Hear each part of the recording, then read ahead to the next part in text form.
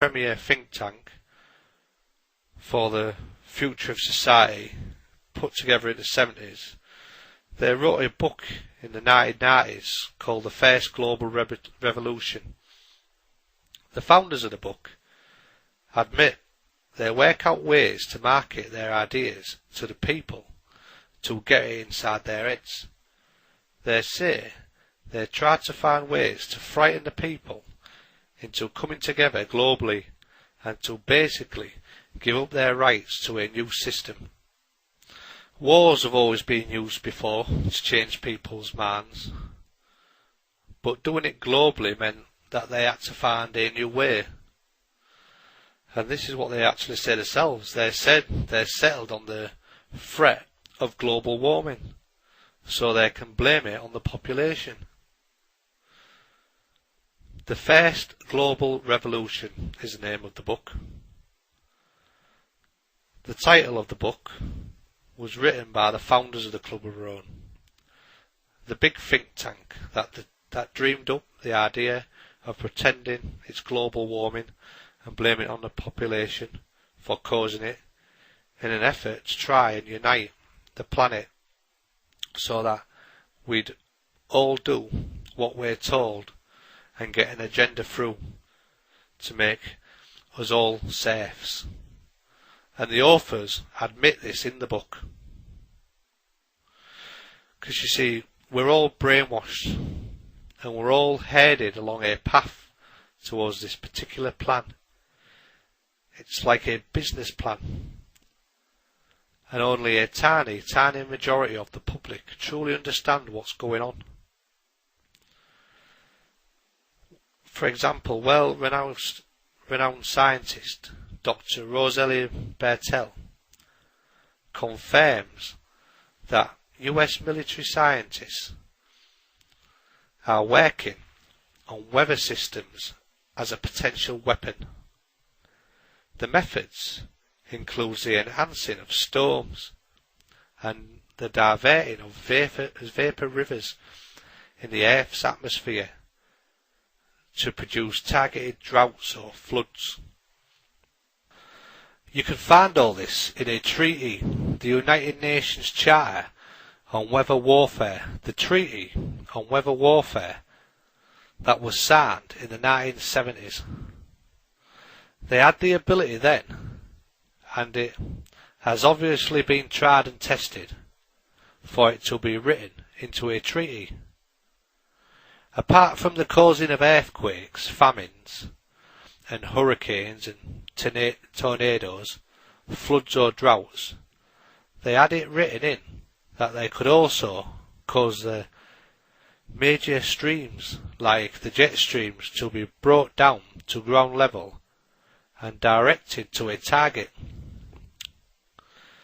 The High Frequency Active Aurora Research Program, commonly known as HAARP, based in Alaska, jointly managed by the US Air Force and the US Navy, is part of a new generation of sophisticated weaponry under the US Strategic Defense Initiative, operated by the Air Force Research Laboratory's Space Vehicles Directorate.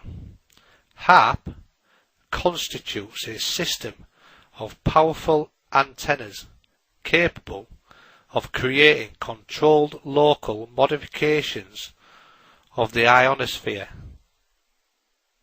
Scientist Dr. Nicholas Beach, actively involved in the public campaign against HAARP, describes HAARP as a super powerful radio wave beaming technology that lifts areas of the ionosphere, that is the upper layer of the atmosphere, by focusing a beam of heat, heating those areas. Electromagnetic waves then bounce back onto the earth and penetrate everything living and dead. Dr. Rosalie Bertell depicts HAARP as a gigantic heater that can cause major disruption in the ionosphere, creating not just holes but long incisions in the protective layer that keeps deadly radiation from bombarding the planet. HAARP has been presented to the public opinion as a program of scientific and academic research. So, you see, they have technology that can heat up the ionosphere, and there's about 54 of these worldwide. And from a military standpoint, HAARP is a weapon of mass destruction. Potentially, it constitutes an instrument of conquest capable of selectively destabilising agriculture and ecological systems of entire regions. You see, we're all guinea pigs. And now could they be using this on a vast scale and coupling it with the spraying of the scars that they seem to be doing? And I have put news reports about this. If you look in the Edge News archives, and they seem to have been spraying the scars continuously since 1998, and it has been proven pretty well that they are using HAARP in conjunction with metallic particles, the very method that Mr. Teller, the inventor of the H-bomb, talked about and advocated to the Pentagon back in the 1950s, and it's being used upon the public of the world. If you check out the news archives, you'll find news reports from news channels on the spraying of the scars, and the chemicals are found in the rainwater. For example, aluminium oxide can be used in conjunction with HAARP, and this has been disclosed a long time ago, that HAARP can act more effectively when it has metallic surfaces. In other words, it makes it more conductive, that the air becomes conductive like a circuit. Once you have the air saturated with metallic particles, billions and billions and trillions of tiny metallic particles, they act like mirrors, and they reflect the light back and forth all the time. So it simply doesn't hit the earth or bounce back and go into outer space.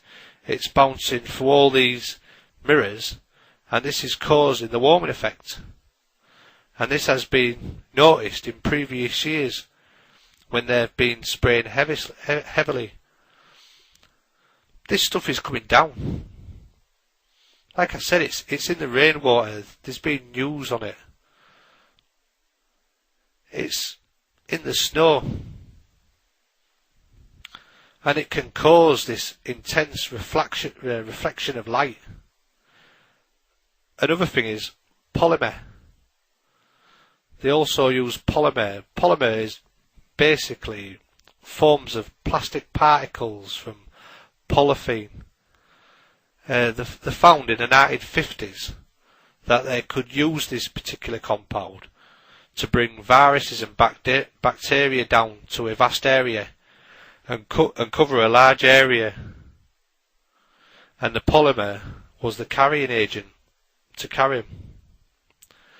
This was officially disclosed in the 1950s as well, and they were actually testing it in some areas of Britain.